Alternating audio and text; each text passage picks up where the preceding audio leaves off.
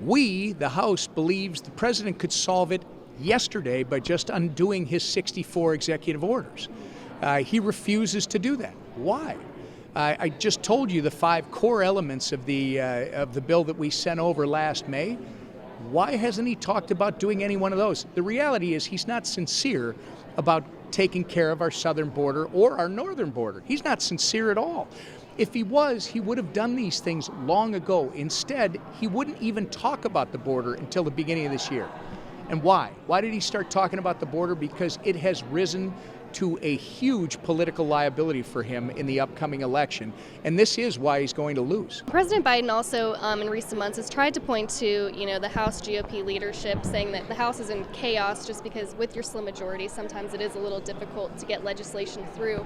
As a House GOP leader, do you see, what is your response to him saying that, it's chaos up here, that's going to turn into Democrats taking the House? What is your response as the whip? I wonder, I think President Biden went to law school, because I think what they say in law school is when the law is with you, argue the law. When the law is not with you, argue the facts. Well, he doesn't have anything going for him in his administration, so it's all, the game plan is blame Republicans and try to paint Republicans as not being able to run their own business, when in fact, we've done exactly that. We passed the debt ceiling bill that nobody thought we could pass. We passed the Parental Bill of Rights. We got permitting reform for the first time in 30 years that nobody thought we could get. We passed a border bill that majorities of 234 and 241 couldn't do.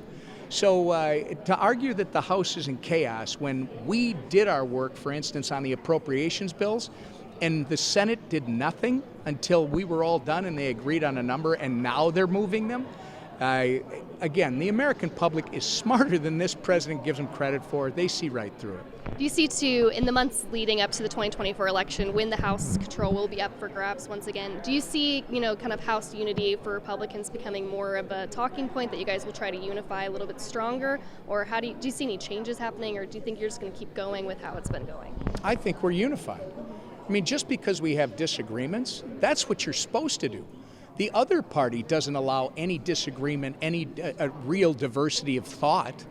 The Republican Party is where that happens, and that's all you're seeing is Republicans are trying to represent the people who put them here.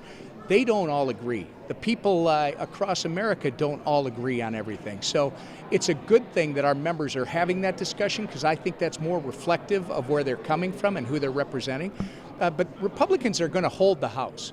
This thing about whether we're unified or not, we are unified. Everybody understands that 4 more years of Joe Biden or Democrat control in either body, the Senate or the House, would be disastrous for this country.